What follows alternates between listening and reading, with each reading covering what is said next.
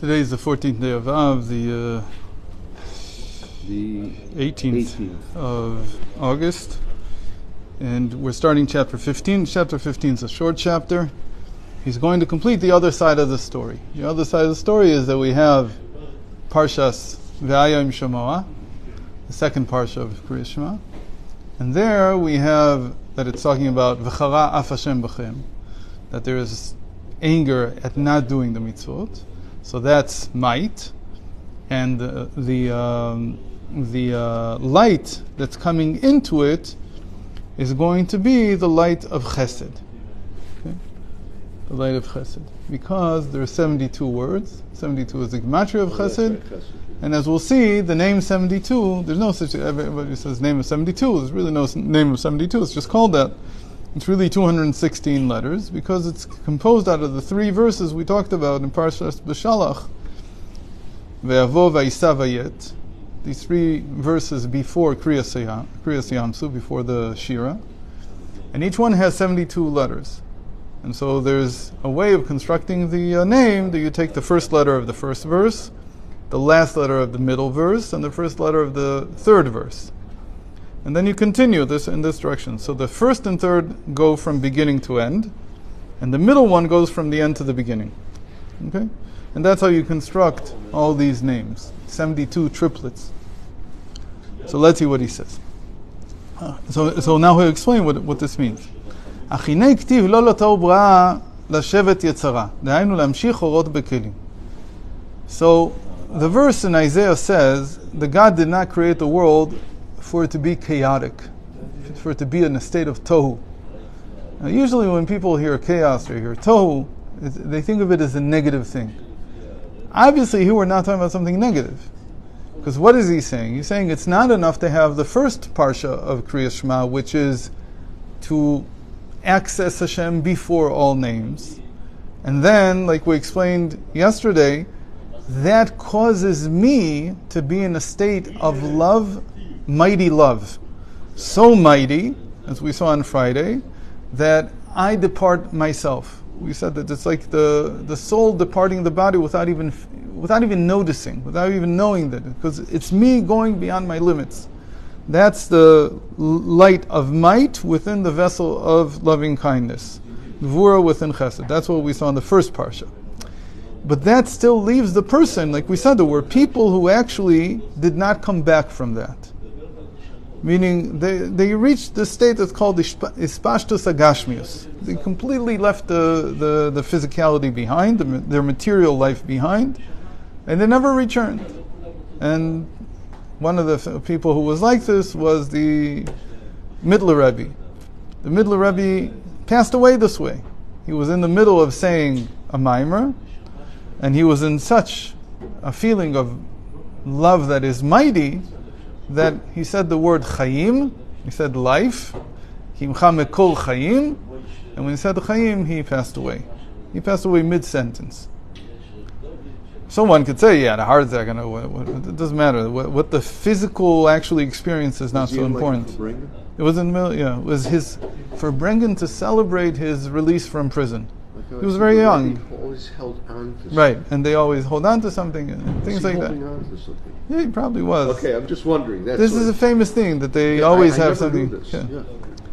But there were other instances. A handkerchief, right? Yeah. And there were also many instances in the middle of his life that it seemed that he had passed away, and he had to be watched over when he prayed. He was famous for praying for many, many hours. And so suddenly in the middle of praying, he could suddenly faint. That wasn't the derech of most of the rabbis. No. He was different. He was much more intense than the others. In any case, so that's chaotic, because that's not what God wants. What does God want? He wants you to live in a physical body. That's the purpose. You can't do mitzvot if you're only a soul. You can't do any commandments if you're only a soul. And if you can't do the commandments, you've given up on the purpose of life. The whole thing of being in the world. Okay, it's to do mitzvot. It's not to leave the world. That's not the chokhmah. Okay. So that's called chaotic. It's not chaos in the sense of Yeah. It's chaos in the sense that this is not the purpose that God wanted. God wanted us to civilize the world. To civilize the world is not just to create buildings and cities and all that. It's to have a organized life where a person can do commandments. Another thing here is that it doesn't have to be so extreme. It doesn't have to be that the person actually forfeits their life. It could also be that he doesn't truly enter into life. Enter. He's not really attached. He's not really committed. There's no attachment. And a person needs to have attachment. That's one of the principles. He had that attachment. He let go. He let go. Okay, I got you. Yeah. But I'm saying in a regular person, that's not, the issue is not that he's going to forfeit his life. The issue is that he's not attached enough. That he's not willing to do what it takes to perform all the mitzvot. I see. So- Nefesh doesn't mean this. So our Mesiras Nefesh is in the world. No, I'm saying real Mesiras Nefesh. There's Mesiras Nefesh sometimes that people force you to leave the world, and there's Mesiras Nefesh that a person does more than what he needs to do, which is exactly what we're talking about now, or needs more than it does more than what he thinks he can in order to perform the mitzvah. The most important one today is to get married and to have children. Unfortunately, the Western civilization is so deteriorated that this now requires almost Mesiras Nefesh for a large number of people. And so to align their identity properly, to decide that they want to have a family. In other words, Right. they don't That's want to their share mode. yeah, Right. yeah. Right. So this is also, this type of toe is what we call the crown. The crown is this type of toe because it's Mesiras Nefesh. So people in Eretz Yisrael, for instance, the young people here, they have Mesiras Nefesh on Eretz Yisrael. Some of them have Mesiras Nefesh on Har HaBayis. Each one where he has his Mesiras Nefesh, he says, this is something I need to forfeit myself. Obviously he doesn't want to die, he just wants to go beyond his means in order to perform something. So still, that's not, you can't live like that. What he's saying is, this is not how God intended man to live. You're not supposed to live in a constant state of not being able to live a normal life. You have to be able to live a normal life. And that's called Lamshich Orot Bekelim, to draw the light, the divine light, down into vessels. If there's no vessels, it's not being contained. It's not being imbued in the world. You're not making a change in the world. And that's what you need to do. That's why we have the second parsha. The second parsha is about now coming down from the place we were in the first parsha and entering into vessels. And there's no mention of with all of your might, with all of your more. Only what we say with all of your soul. And he says, with all of your soul, soul is not the real translation. The real translation is with all of your will. Nefesh is like will. It's all of your, what you do, with all of your intent. And that's called, the nefesh is Gimel Levushei HaNefesh Machshava V'Dibur V'Maaseh. And that means to bring it down into, not into the psyche itself, but into the garments of the psyche. Thought, speech, and action. That's the real purpose of life. So even though you have moments in which you elevate to a very high place, the question is how much are you able to bring it back down? And if you can bring it back down, so that's the purpose of the second parsha of Shema.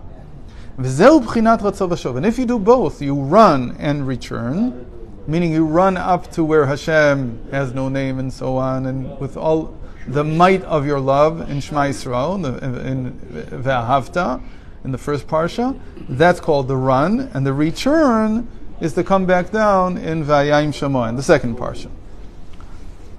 Ki b'chinat ahavta me'odecha shebishma b'chinat ratzon, like we just said, כמו שכתוב בליקוטי amarim שם. ואחר כך בVayayim Shema הוא בחינת שוב בחינת ביטול. The big chiddush here, for most people, especially in Chabad, who may not have noticed this, is that he says that bittul is shov. Bittul, which means self-nullification, is shov. It's not ratzon. Most people, shov means to return. Okay. Bittul is return. It's not the run, it's a return. Most people think self-nullification is the run. But that's not true. Why? Because what does self-nullification mean? There's a self and you're nullifying it. If there's no self at all, then maybe it would be right. There is such a thing called bittul. It's called bittul b'mitziut vadai, and even then not. Let's say you'll be hard pressed to find a place in all Chabad literature that self-nullification will be defined as ratzo, as running to Hashem, meaning stripping yourself of your humanity, stripping yourself of your attachment to the physical. Okay. Bittul always means some form of return. Why? Because bittul is to come down and do commandments. Bittul means what am I mevatel? I'm nullifying my will to Hashem. That's right. So if I don't have a will, it's not bittul. What bittul is? Okay? And a lot of people, this is very common. For me, it was a big, eye-opening event when I heard it the first time, maybe 25 years ago. The bittul is not running to Hashem. It's on the contrary. It's coming down and doing His will. Because it's much, much harder. But, strike that. It's not because it's much harder. Because, let's see, where does bittul come from? Where does the whole thing come from? It comes from when Moshe Rabbeinu said, V'nachnu ma, and we are not. Meaning we are nothing. He said about him and Aaron. When did he say this? He said this when the people came to him right after they crossed the Red Sea, and they were in a place called Mara, and after that they came to him and they said, we don't have any food. Right. And we can't stand, we've run out of what we brought out of Egypt. We finished the food we brought out of Egypt 30 days after they went out of Egypt, and we don't have any food. So what does Moshe say? He says two things. He says, first of all, Hashem told him, tell them that they'll have food, that they'll have bread. And Moshe Rabbeinu says, Hashem is going to bring down bread every day, and meat. I don't want to get into the whole discussion, how does Moshe Rabbeinu know meat? Hashem didn't tell him. Where did he get this from? It doesn't matter. The point is, that everything is coming down. The whole discussion there is of food coming down from above to below. And that's where Moshe Rabbeinu says, I and Aaron are nothing. Don't come to us with their complaints, come to Hashem. In other words, He's the one who's going to make it rain, not us. So you see that bittul is related to a direction from above to below. And this is what he's saying here, that shov means from above to below. So to be in bittul means that a person is dedicated to performing God's will. What does that mean? Not to leave the world, but rather to come back down. Right. What Hashem wants from you. And this is called loto bra lashevet tetzara. And you can even hear from the word lashevet. Lashevet means to sit down. To sit down means that you bring yourself down into the world. Right? So that's bittul. That's what self-nullification really means. It means to come down. And again, this is a huge misunderstanding in Chabad. Almost anybody I'll ask, I'll say, what is bittul? Bittul is running up to Hashem. It's not. Bittul in every single source I've ever seen, even in the most complex sources, is in the end a form of coming down into the world.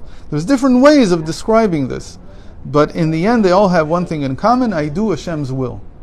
That's what they have. So bittul is basically an internal thing about ratzon. It's related to my will. It's related to the will. To nullifying my will. And that will is here. Right. A lot of people understand that it's nullifying my being.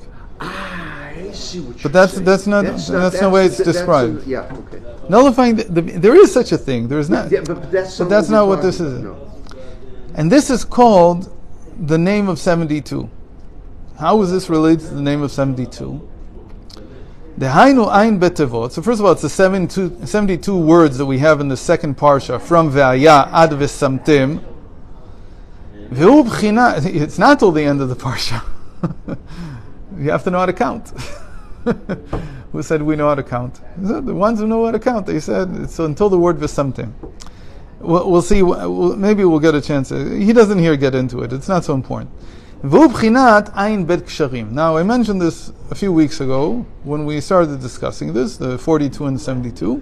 I said in the Zohar, it's not called the name of Chesed, it's called the Ein Bet Ksharim. 72 bridges. Okay? on the face of it, what does a bridge do? A bridge connects two things.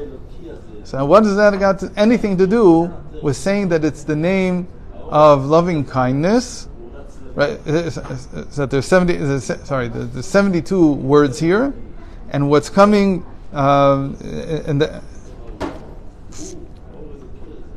and the meaning here of the parsha is might, is because so it's the loving kindness coming into what's going on. So if I should just say ksharim, I say bridges. So bridges, I could understand that's connected to loving kindness. Why? Chesed connects things. Maybe that's what it means, but it's not exactly so simple. We'll see in a moment. Vehu v'hainu or chesed b'kli hagvura. So again, it's the light of loving kindness. 72 words. And the meaning of these words is gvura, is might, that you didn't perform God's will. She'Hashem והוא האור הוא חסד, אבל הכלי הוא גבורה. ומשום כך הכתיב בפרשה זו וחרה. Like we said, in the parsha it says, Hashem will be angry at you, וחרה Hashem בכם. וביאור הדברים. So now it says, I need to explain this. We'll explain this very quickly. הנה הקשרים הם עשויים כמו חדרים מיוחדים, שהם עשויים לעכב המים של הנהר, שלא ילכו בשטף רב כדרכן, אלא שיתעכבו מחמת הגשר הנעל. It's very interesting. This whole, I've seen different explanations about this. None of them like Yoshvim sit well with me. Why is a gesher? What are you saying here? A gesher really connects between two sides of a river. Here, you came at the right moment. We have the engineer here, the real engineer. I'm the fake one. I don't know how to do anything. I only know how to do math. It's a fake type of engineering. We used to say that at Johns Hopkins, where I learned, they show you a toaster, and they're showing it upside down. They'll open it up, and they'll show you everything inside, but they'll never tell you what it does or how it does it. Exactly. But you'll know all the math about how it works. But there's people who actually know what the thing does. It's a great engineering department. If you read Richard Feynman's You Must Be Joking, Mr. Feynman, so you see that at the age of 12, he was figuring out, from playing with stuff, why you need to have, I never understand, I still don't know why in the world you need to have capacitors. Before the circuit starts, it has to go through a series of, I have no idea why. I just know it doesn't work. So at most, if you show me an air conditioner, I can come and test the capacitor, I'll tell you have to switch it, because I don't know why. But he figured out, in the time of test tubes, vacuum tubes, he figured out all this stuff just by playing with it. In any case, so here's his explanation of what a bridge is. He says, and the only thing I can think of is the old London Bridge. So I think about the old London Bridge. You got a huge river, the Thames. It's the real Thames. Sorry. Yeah, sorry. But if you're in America, they say. So, how do you build a bridge across a river that big? What do? You mean how to span a bridge? How do you span it? How do you actually do that? So he says a bridge is made out of separate rooms, and each room is meant to slow the water down a little. What is he talking about? So what I'm guessing he's saying is that when you don't have modern techniques, and even if you have modern techniques, and you need to span a river that big, to advance further and further, you have to build it by sections, small sections, and each section has got to be strong enough to divert the water, to slow it down where you are, so that you can make that section stronger and strong enough. So what they probably do is, in the beginning, they bring down into the water a room, a constructed room. I'm figuring this is how they built it. I don't know. And they put one room that reaches the bottom, and then sometimes you need to add more rooms on top. And then they fill these rooms with something, with ballast, to make it heavy, so that it doesn't move. So what you're doing is Concrete. Well, if you have concrete, that's great, but they didn't have concrete, so they bring stones, whatever they had. Why wouldn't they have concrete? What, in the 10th century, when they spanned the Thames the first time, they didn't have concrete. So they brought stones. And cement and concrete has been around for a very, very okay, whatever very they long brought, time. it doesn't matter. Whatever they brought for ballast. Yeah. And then you keep going. So he says, this is what I'm guessing he's saying, that this is how you build a bridge. it's not what the bridge looks like in the end. In the bridge, in the end, you don't have rooms. There's no rooms, because what you want is the span on top. But in order to build it, to construct it, you have to do this. So what is he saying? He's saying something very interesting. He's saying that even when you want to connect two things, the way to do this, you're assuming, is that there's an impediment in the middle. There's something preventing you from connecting them. So you have to lessen the impact of that impediment, whatever that impediment is. So if you're talking about water, you have to slow the flow of the water. You have to divert it. And slowly you build it until at some point the bridge can hold. But it has to go against the force of all the water. So in a certain sense, every bridge is also a dam. Right? Every bridge, unless you're doing a suspension bridge. If you're doing a suspension bridge, you're above the water, you don't have any of these issues, but you still have issues because you need to build the towers. Most of the time, some of the towers have to be in the water, so you do have some of these issues. But anyway, that's what you need to do. So that's his take on this. So he says it's even built. So he says this is why the Zohar calls this gsharim. He calls it bridges, because these bridges are always meant to span with might. They're always meant to have the power of might in them. So now, what has this got to do with we said this comes from the parting of the Red Sea. So now we understand, because in order to part the Red Sea, to create a bridge, a land bridge, across from one side of the Red Sea to the other, or from the same side to the same side, doesn't matter. The point is, Hashem had to use might. So he's bringing loving kindness, which is the connection, but using might in order to hold up the whole construct, to move the water, to lessen the water. So with this we'll end today, and God willing tomorrow we'll finish this chapter. Doesn't make me rich.